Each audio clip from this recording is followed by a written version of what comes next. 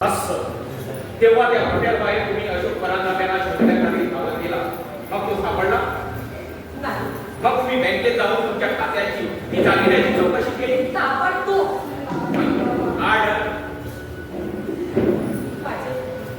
माझे डिपॉझिट खात्यातले लॉकरमध्ये दागिने आणि माझे 50,000 रुपये खोट्या सह्या करून सकाळीच काढून घेतले होते आणि मग तुम्ही याची पोलिसात तक्रार नोंदवली? हो, नोंदवली ना. तेव्हा आपण अशोक परांजपे नावाचे नेव्हीमध्ये मोठे अधिकारी आहोत. असे भासून फसवणुकीने ज्याने तुमच्याशी लग्न केले व खोट्या सह्या करून तुमच्या आईचे दागिने व 50,000 रुपये पसार केले, तसेच आपण अशोक परांजपेंचे थोरले बंधू दिवाकर दादा आहोत आणि बेंगलोर येथे पॉलिटिकल खात्यातले वरिष्ठ अधिकारी आहोत असे भासून जो फसवणुकीने तुमच्या डोळ्यात पळून गेला तोच हा आरोपी. होय होय. That's all your honour. ज्यानं माझ्या सर्वस्व, ज्यानं माझ्या संसाराचा वाटोळा करून मला रस्त्यावर आणून उभं केलं, तो दुसरा तिसरा कोणी नसून हाच आहे, हाच अशोक परांजपे. आणि तोच हा दिवाकर दादा. ज्याच्याशी तुम्ही लग्न लावले तो अशोक परांजपेंचा आहे असा तुमचा तर्क आहे? तर्क नाही नुसतं, खात्री आहे माझी. त्याबद्दल तुमच्याकडे काही पुरावा आहे का? पुरावा? कसला पुरावा? पुरावा कसला असतो? मी एवढे शिकल्या समाजाने पुरावा पुरावा कसला म्हणून तुम्ही मलाच विचारता? काही कसाही मी काय? अशोक परांजपे आहे असं तुम्ही एवढ्या खात्रीने सांगता. त्याबद्दल तुमच्याजवळ काही आधार आहे का? काय पुरावा हवाय तुम्हाला? आमंत्रण पत्रिका, फोटो, तुम्ही एकमेकांना दिलेली चिठ्ठी, बोला त्याबद्दल आहे का तुमच्याजवळ? नाही नाही. लग्नामध्ये तुमच्या मनाने तुमच्याकडे मंगळसूत्र ते सध्या माझ्याकडे काही एक नाहीये.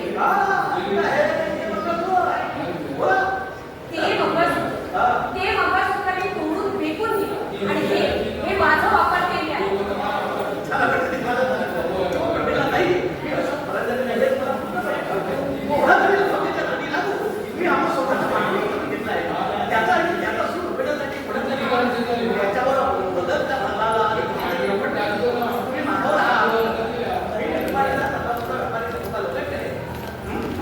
नाही नाही नाही. मी खोटं सांगत नाही. तू खोटं बोलतो आहेस.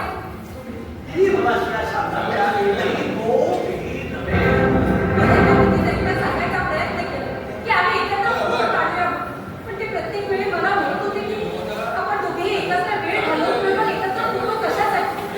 नाही, तसा पुरावा वगैरे माझ्याकडे काही नाही. पण मी खात्रीने सांगू शकते की तू तोच आहे, तोच आहे. माझ्यासारख्या एका आजाड बाईचा नावाज करून असं करू नकोस. किडे पडतील तुला.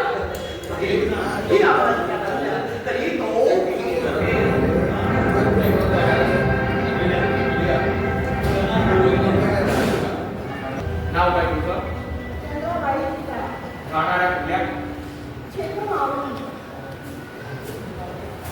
काय करता? आम्ही मूर्तिकाराचे भक्त आहोत. म्हणजे आपल्या मंदिराचे उत्पन्न चांगले असते.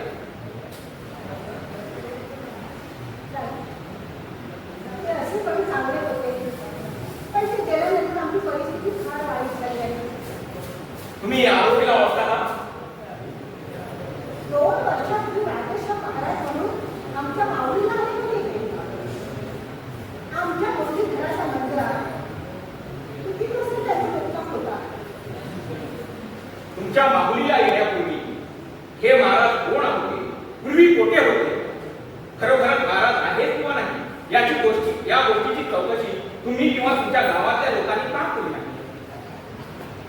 त्याची चौकशी कुणाला करण्याची गरजच असली नाही. म्हणजे हे जे बुवाजी महाराज माऊलीला आले त्यांनी तुमच्याच मंदिरात मुक्काम ठोकला, त्याचे कारण काय?